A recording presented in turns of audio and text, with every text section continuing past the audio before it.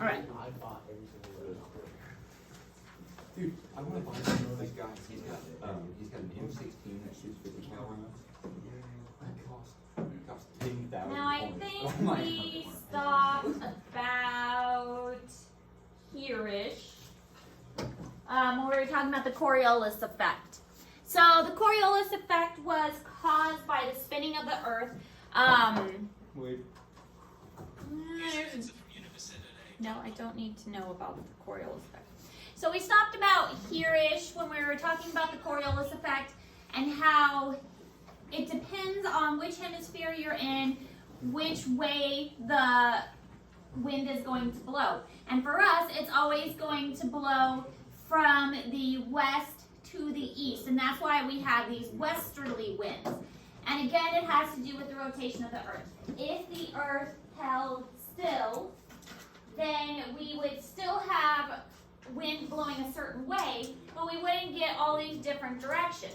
So you can see that there's easterlies toward the North Pole, then you get the westerlies, and then you get these northeast trade winds that are toward the equator, then you get the southeast trade winds, and you get the westerlies again, then you get the easterlies again. So it gets kind of broken up, and you get these different patterns of wind, and again, that's called the Coriolis effect. So they go right in the northern hemisphere and then left in the southern hemisphere. And this pattern of wind is very predictable, and this allows for us to kind of predict which way the weather's going to blow. So when I lived in Garden City, we would get the weather before my family in Kansas City. So if we got a big snowstorm, my family would probably get it a day or two later. But now it's kind of funny because my family lives in Kansas City, so they're like, oh, it's snowing in Kansas City, and it's like, oh, well, we'll probably get snow 2 hours later or something. So it's kind of reversed. We can kind of predict what weather we are getting based on the weather in Kansas City because we know it's blowing from west to east, so whatever they get first, we're probably going to get next. So the Coriolis effect again is because of the way that the pattern moves. So winds move in a clockwise outward spiral around a high pressure system. Winds move in a counterclockwise inward spiral around a low pressure system. So here you can kind of see how that works. When there is low pressure, it's moving one direction. When it is high pressure, it's moving the other direction. So those spirals move differently depending on if it is a low or a high pressure. So low pressure moving one way, high pressure moving a different way. Again, looking at kind of the same thing with this Coriolis on the left, if there was no rotation in the Earth, on the right, if there is rotation, so because there is, that's what we get. The wind patterns are much more broken up, and we see a lot of different wind patterns, and this is one of the reasons why we get storms that move in different ways, and we can have kind of a prediction of which way a storm is going to go. Cyclones and hurricanes and things like that, we can kind of guess how they're going to travel, which direction they're going to go because of these Coriolis effects. So since we're starting off a little early, we can probably have time to watch these videos.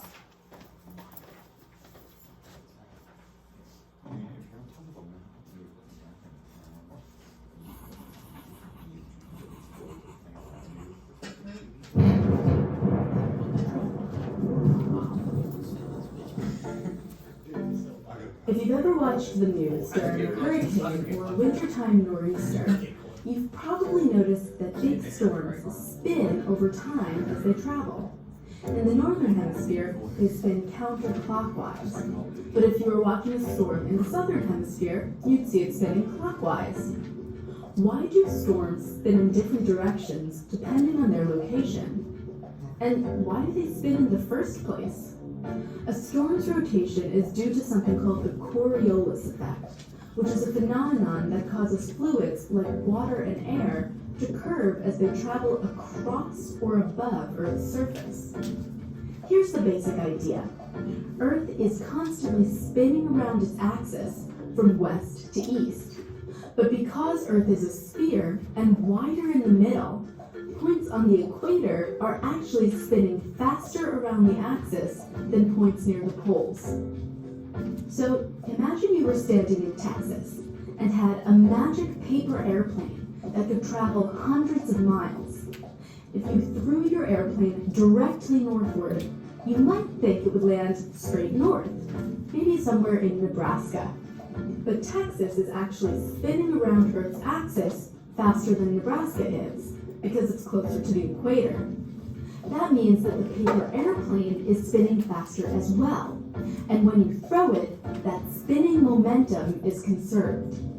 So if you threw your paper airplane in a straight line toward the north, it would land somewhere to the right of Nebraska, maybe in Delaware. So from your point of view in Texas, the plane would have taken a curved path to the right. The opposite would happen in the southern hemisphere. An object traveling from the equator to the south would get deflected to the left. So what does this have to do with hurricane spinning? Well, at the center of every hurricane is an area of very low pressure. As a result, the high pressure air surrounding the center, or eye, of a storm is constantly rushing toward the low pressure void in the middle. But because of the Coriolis effect, the air rushing toward the center is deflected off course. In the northern hemisphere, the volumes of air on all sides of the eye keep getting tugged slightly to the right. The air keeps trying to make its way to the middle and keeps getting deflected, causing the entire system to spin in a counterclockwise direction. In the southern hemisphere, where the Coriolis effect pulls air to the left, the opposite happens. Storms spin around the eye in a clockwise manner. So kind of cool that in one hemisphere it spins one way, and the other hemisphere it's going to spin the other way. Space, it is clear that the Earth is rotating. However, as an observer on the surface of the Earth, Yeah, the only you're indicator... not going to watch that one. Alright, so there's also things called zones of convergence. Warm, wet air rises. Warm, cool air causes clouds and precipitation. As the air comes back down, it turns into a single mass of cool, dry air that spreads out across the surface. So you might have seen this, like if you've ever played with dry ice, and you've seen how that fog of dry ice just kind of gets down on the ground and kind of spreads out. That's kind of the same idea with these zones of convergence and divergence. The air gets down on the ground and kind of spreads out. Fog rolling around kind of does the same thing. Now friction acts to slow the air movement, which changes wind direction. So if the air runs into something like a hill or a bunch of trees, or even just buildings or something, it's going to slow the air down. This is one of the reasons why when I lived in Kansas, the wind was crazy. It was normal to have these massive gusts of wind because there was nothing to slow it down. It was flat, there were no hills, there were no trees. So when the wind blew, it blew. Now here we've got trees, we've got hills, that slows the wind down because there is friction. So we don't have super gusty wind all the time. I mean, sometimes we do, but not anything like we did in Kansas, because here we have lots of terrain that, I don't know why this picture is funny, but here we have lots of terrain that allows for the wind to actually slow down and disrupts it with friction. In Kansas, we didn't. It was normal to have gusts of wind up to 50, 60 miles per hour. It was like a daily thing. A jet stream is a fast-moving river of air above the friction layer. So this is air that is moving super fast, and it just moves super fast all the time. So this is where geese might fly sometimes. They get up really, really high. This is a great migratory area. If the birds can get up that high into that jet stream of air, then they can just glide along. Great for migrating. Very little effort for them. They don't have to fight the air as much if they can just glide along the jet stream.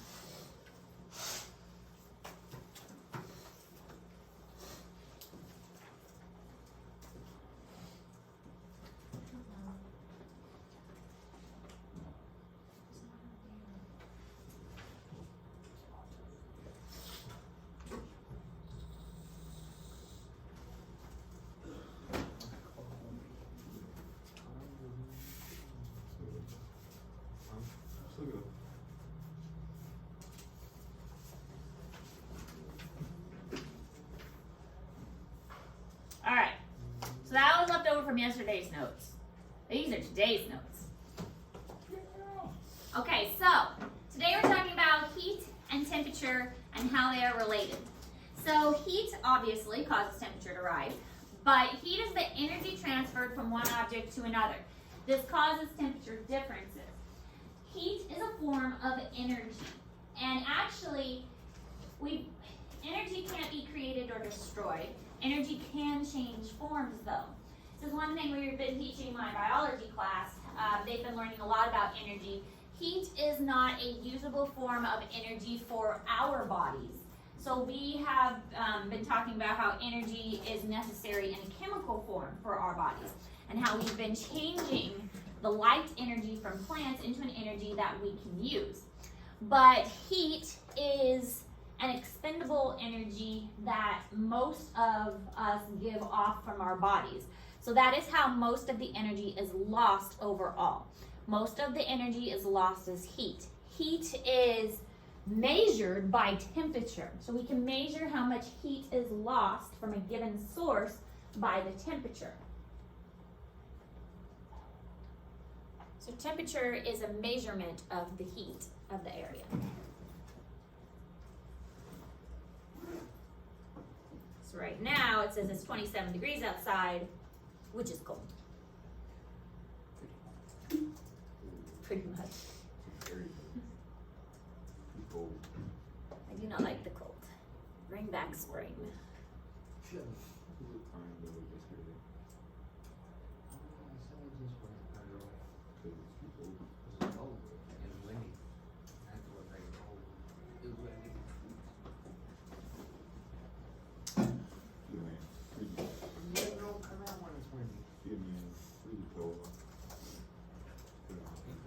Be a man, freeze your toe off.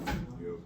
Get frostbite. Don't care about it. Don't see the I've been watching the Netflix series Alone, and That's a good series. it is. I started with season 8. I didn't start at season 1, and one of the people had frostbite and had to be evacuated. Oh, man.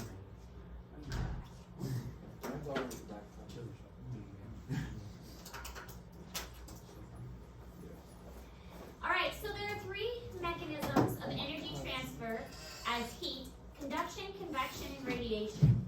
Conduction is heat energy transferred through a solid. So you are cooking something on your stove and you have a pan, you touch the pan handle and the pan handle is hot. So it traveled from the bottom of the pan to the handle. The heat, like the fire didn't actually touch the handle. It went from the bottom of the pan up to the handle. So that's conduction. The pan is hot, but the handle got hot. So that's conduction. It traveled through the solid. Convection is within a fluid where the hot rises and the cool falls. So convection is within a fluid, and radiation is heat flowing through the air from a source. So radiation is through air, convection is through fluid, conduction is through solid. All 3 processes can happen simultaneously within the atmosphere. So all of this can happen within the atmosphere at the same time. And these mechanisms operate to transfer energy between the Earth's surface and the atmosphere.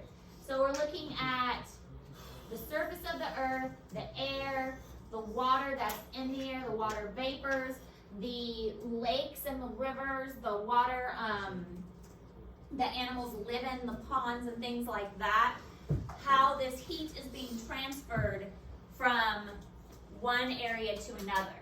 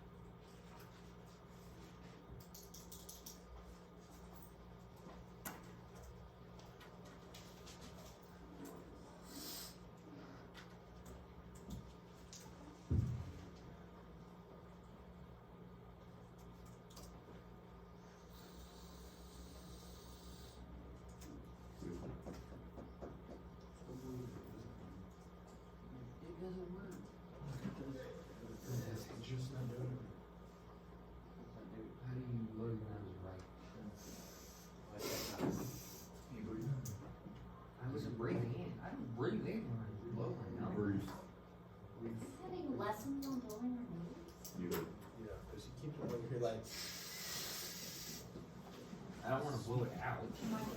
That's when you get a picture, blow your nose.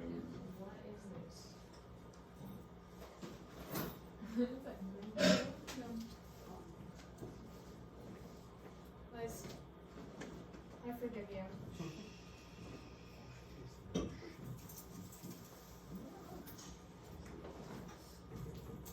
Alright, so this picture shows all the processes at once. Radiation is the heat going off into the air, and this picture is in Google Classroom. Convection is the water boiling inside, so you can see like the water getting hot and kind of rotating throughout. And then conduction again is like the handle of the pot getting warm. So radiant energy can travel through a vacuum of space. So vacuum means that it is completely devoid of anything. It's completely empty.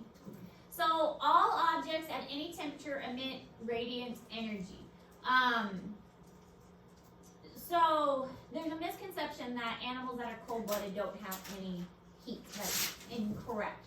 All objects can emit radiant energy.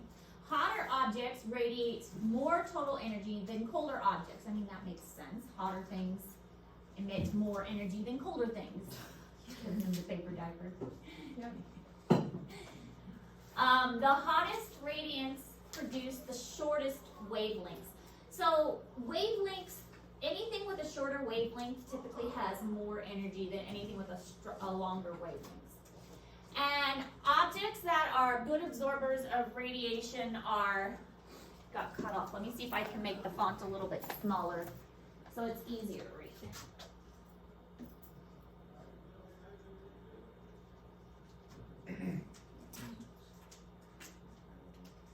There we go. So objects that are good absorbers of radiation are good emitters as well. So if it absorbs it, it also emits it. So it absorbs it and it has it go out as well.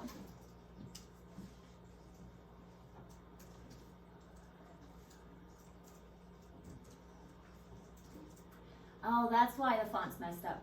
I forgot, when we first started these notes, it had a different background, but we couldn't see the background, so I changed the background. So that's why the font's a little messed up.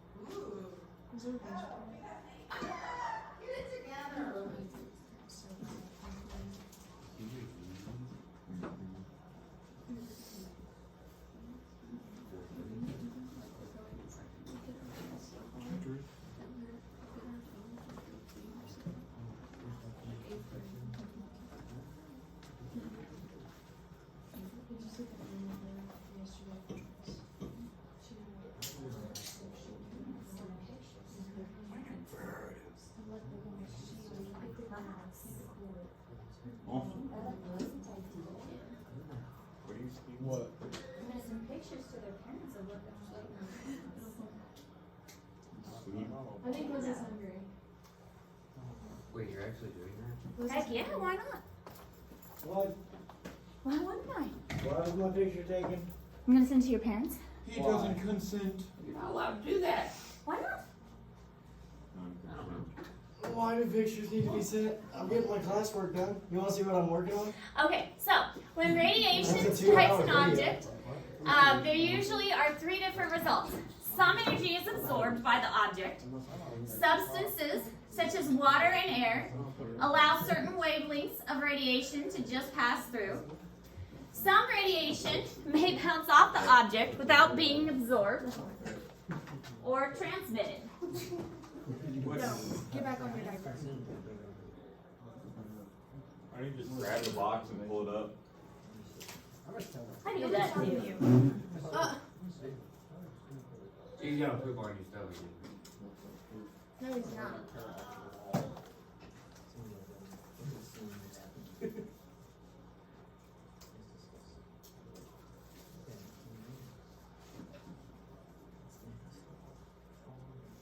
So solar radiation can be dangerous. When your body is exposed to radiation, it can cause cancers and it can cause issues not just with organisms, but with other, like not with just with humans, but with other organisms as well. Like with if plants have too much exposure, they can have problems with we've talked about in zoology coral bleaching. Coral bleaching are having issues because the ocean temperatures are rising and they're spitting out the algae that are symbiotic with them. So different organisms are having different problems because of the radiation and the heat problems that the earth is causing. So some energy does get absorbed. Water and air can allow certain things to pass through, but some radiation may just bounce off of the objects too without being absorbed. Where did you take it? What is you're giving me radiation? November 22nd. No, you have a calendar for a reason. The 23rd is a Wednesday.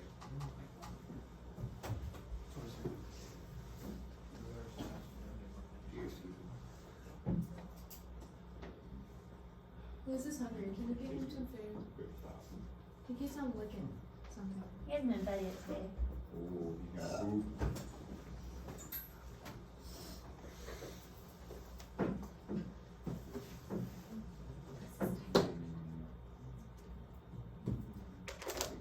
You should just put him in there. Put him in there? You can pick them out some of the mealworms. Probably won't eat the beetles. Not the Beatles. He'll go crazy if he gets one. Okay, so this kind of shows how the different radiation works. We have evapotranspiration, which is coming off of the water and the plants. We have back radiation, which kind of bounces off. So these are kind of greenhouse gases. We have some going out into space. We have some that is going to be absorbed by the surface. We have others that can be bounced back into space as well. But if there is a lot of carbon dioxide forms that blanket that causes the earth to kind of keep that heat next to the earth. And I know we've talked about that a little bit already. So that carbon High dioxide, school cheerleaders, please be dismissed to go ahead and get changed for your pictures. carbon dioxide close to the, a lot of carbon dioxide release will keep those gases close to the earth and keep it warmed up. So solar radiation is supposed to bounce back into the atmosphere, into outer space to keep the earth stable. Doesn't always happen though.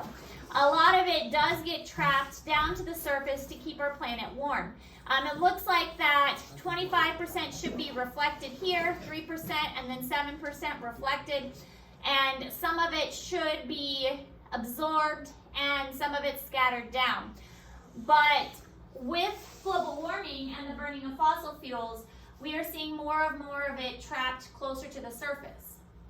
So this is known as the greenhouse effect. The greenhouse effect means that we've been burning too many materials, and the burning of too many materials is making it so that the earth is too warm. This being too warm means that it's kind of created like a blanket over the earth just like a greenhouse creates kind of a trap for heat. So the light goes into the greenhouse and the warmth goes into the greenhouse, but the heat stays in it. And as the heat stays in, it can't get out, and it just keeps warming and warming and warming the greenhouse up. And that's why plants and things can grow in a greenhouse even in wintertime. So probably, maybe tomorrow, we'll go out to the greenhouse since we have one here. We can go inside and feel how even on a cold day, it's nice and warm in there. The same thing is happening to the earth. We are having global warming conditions because the carbon dioxide that is being released at an abnormal pace, the plants can't keep up with that. We are burning so many fossil fuels, we're releasing so much into the atmosphere that this blanket is being put across the atmosphere and trapping all these gases close to the earth. It's causing it to warm up and to keep those gases and not letting them be reflected back into space, and then warming up the earth so that we are experiencing warm conditions up until November. I mean, it just recently got cold, but last week we had what, almost 80 degrees? Yeah, that was really unusual. I mean, now it finally feels like winter, but just last week it was almost 80 degrees, which is really unusual. So that's indicative of global warming.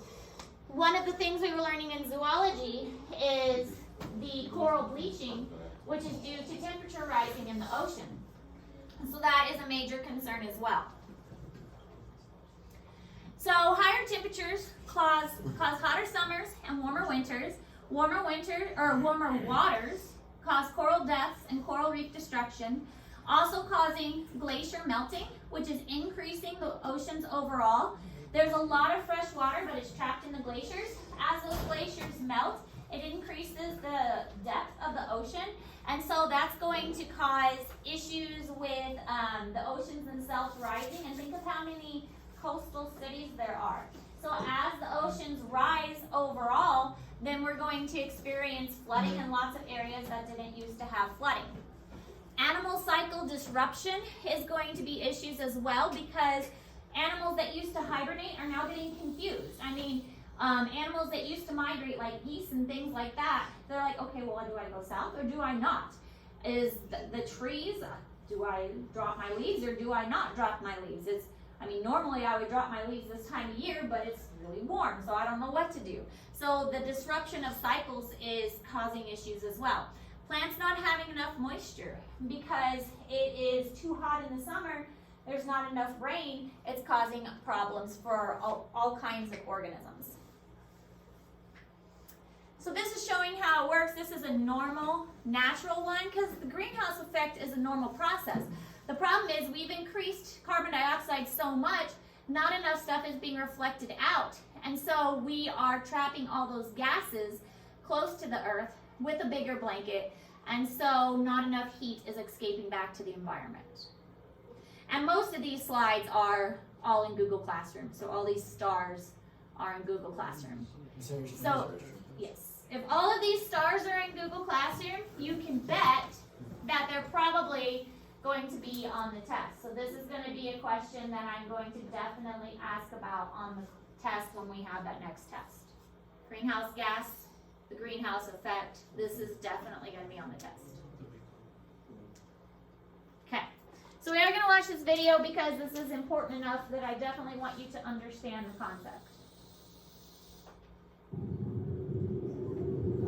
Our climate is changing, and temperatures in general are increasing on the planet. Sea levels are rising, and the ice is melting at the North and South Poles. One reason for this is the greenhouse effect. But what is the greenhouse effect? A greenhouse is normally something useful. It helps us grow things like tomatoes out of season. That's because it's nice and warm inside a greenhouse. The sunlight enters and visible light penetrates the glass. This is partly absorbed by the plants in the soil and partly reflected on the outside as invisible heat radiation. As a result, temperatures rise inside the greenhouse. The planet Earth obtains warmth in a similar fashion, which is fortunate because otherwise we could not survive. Without the natural greenhouse effect, temperatures on our planet would be around minus 18 degrees Celsius, and not the average 15 degrees Celsius above freezing.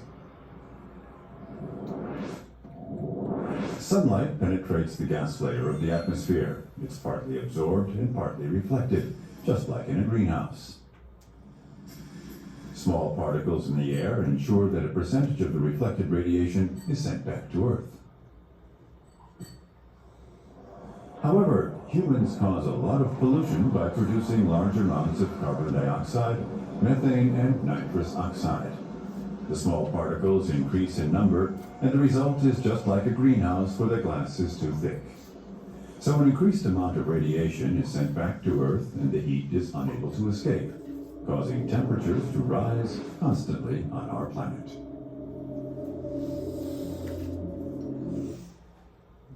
Okay.